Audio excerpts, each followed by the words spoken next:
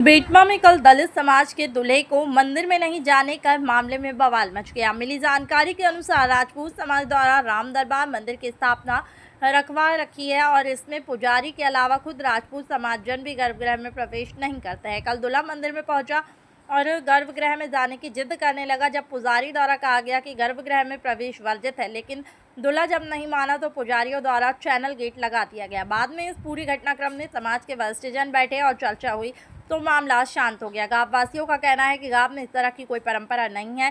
दलित मंदिर में नहीं जा सकते हैं, सिर्फ गर्भगृह में कोई नहीं जाता, मंदिर में पुजारी ही जाते हैं। वैसे भी किसी को मंदिर आने जाने से रोकना संवैधानिक नियमों के खिलाफ है। इससे हम सब अच्छी तरह समझते हैं। इस मामले में बलाई समाज के नेता मनोज परमार मंदिर पहुंचे और हनुमान चालीसा का पाठ कर मामला शांत कराया। सांगली गांव में स्थित भगवान राम के मंदिर में प्रवेश कर भगवान श्री राम के दर्शन कर पाया और दूल्हे के पिता मंदिर में राम जी के दर्शन कर भावुक होकर फूट फूट कर रोने लगे। इस पावन पवित्र कार्य में सहभागी बने अखिल भारतीय बलाई महासंघ के वरिष्ठ प्रदेश अध्यक्ष संजय सोलंकी व प्रदेश प्रवक्ता पवन भावसार, दिनेश कुलपारे और मनीष जेडीए, नीलेश चौहान, दिनेश ईरवे, संतोष आलोनी, गणेश राम नराठा, मोहन वकोड़े, लक्ष्मण खेड़े, धर्मेंद्र सिंह गुर्जर और सोम बहादुर सोनी व संदीप रेकवार, गौरव वानखेड़े, विमला भंडारी, संगीता पाटोदी और नर्मदा गुर्जर, अंकित सोनी, सुरेश सिंह भदौरिया, धर्मवीर सिंह भदौरिया उपस्थित। ये रोल भैया, आज यहाँ पर आप दूल्हा दुल्हन को दर्शन कराने आए हैं, क्या है पूरा मामला? सब शांत रहो यार। भैया चुप हो जाओ। देखो, आज हम जो है बेटमा थाना क्षेत्र, इंदौर शहर का बेटमा थाना क्षेत्र का सांगली गांव है।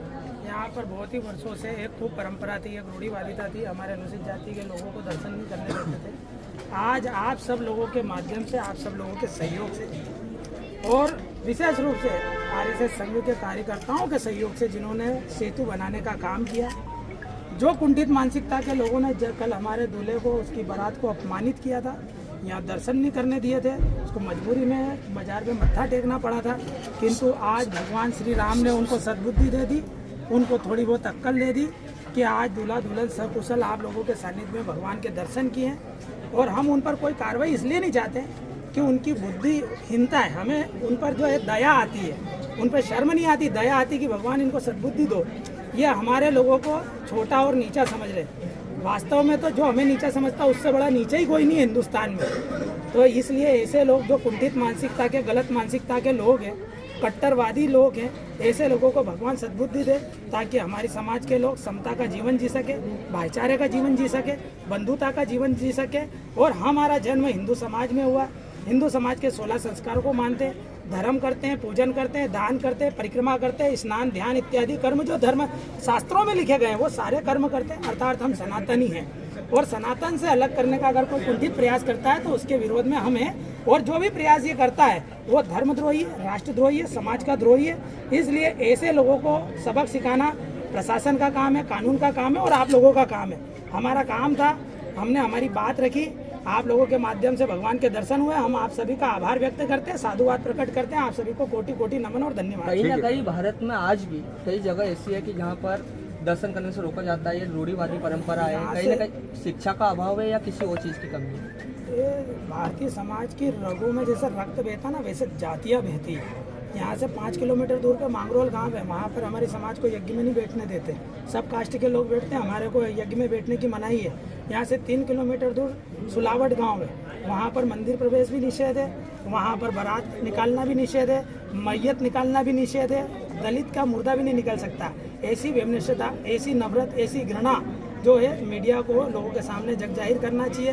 ये प्रशासन को इस चीज़ की सूद लेना चाहिए कि हमारे लोगों का मौलिक अधिकारों का हनन हो रहा है, हमारे को समता वाला जीवन नहीं मिल रहा है, हमारे को बंधुता और भाईचारे वाला जीवन नहीं मिल रहा है। तो इसके लिए जिम्मेदार प्रशासन है। इसलिए प्रशासन को आंखें खोलनी चाहिए और समता, समानता और भाईचारे के लिए, समरसता के लिए काम करना चाहिए। सरकार भी तो है इसका जिम्मेदार। सरकार है जिम्मेदार, सरकार भी जिम्मेदार है, फिर क्यों नहीं है? उनको भी जागना चाहिए, उनको भी कार्य करना चाहिए इस काम के लिए। हम काम कर रहे हैं, आप लोग काम कर रहे हैं, आपका काम है आप हमारी बातों को वहाँ तक पहुँचाएं और वो जन जागृति लेकर आए, अच्छा काम करें। हम किसी पे आरोप प्रत्यारोप नहीं करते, हम तो बोल रहे हैं ना, उन्होंने जो पाप किया है ना, हमारे को भगवान पे विश्वास है। जो जैसी करनी करेगा वैसा उसको फल मिलेगा। कर्म प्रधान विश्व करी राखा, जो जस करे सो तत्फल चाखा। इन्होंने ही बोला ना राम जी ने, तो हमको इन पे विश्वास है, जो गलत करेगा वो गलत भोगेगा। आप ये बताइए, आप जो मंदिर था, जो दलित समाज के लोगों पर मंदिर में दर्शन करने नहीं दिए, हनुमान चालीसा का आपने पाठ किया, तो उनको क्या सबक देना चाहते हैं हिंदू राष्ट्र? देखो, हम तो यहाँ पर आकर समरसता का ही संदेश देना चाहते हैं कि समग्र हिंदू समाज एक है। हम तो सभी को अपना भाई मानते हैं, सहोदर मानते हैं, हम सभी को अपना मानते हैं। कुछ लोग हैं जो हमको अपना नहीं मानते, तो जो लोग राम को मानते हैं किंतु राम की नहीं मानते, जो राम को पूछते हैं किंतु राम जी के चरित्र को नहीं पूछते, राम जी के चित्र को पूछते हैं, तो उन्हें भगवान सद्बुद्धि दे कि भगवान राम ने भिल्ली के झूठे बेर खाए हैं, सबरी के दलित किसान, दलित जो थे निषाद राजगु, उनको गले लगाया, केवट राज दलित थे, उनको गले लगाया। तो भगवान राम के चरित्र से प्रेरणा लेकर उनको भगवान का सानिध्य भी तभी मिलेगा, इनकी पूजा कबूल नहीं होगी। जब तक भगवान के चरित्र को नहीं पूजेंगे तब तक इन लोगों की भी पूजा कबूल नहीं होगी। ये कितना ही हमको उसको से छुआछूत कर ले, भेदभाव कर ले, जातिवाद कर ले, भगवान इनकी पूजा कबूल करेगा ही नहीं। आप पता कर लो धर्म शास्त्रों में, कर्मण्येवाधिकारस्ते मां फलेषु कदाचन मां कर्म फल हेतुर्भुर्माते संगो सत्व कर्मणि। ये महाभारत में गीता उपनिषद में भगवान श्री कृष्ण ने कहा। तो जब कर्म बुरे करेंगे तो अच्छा फल कहाँ से मिलेगा? बोए पेड़ बबूल का तो अमवा कहाँ से हो?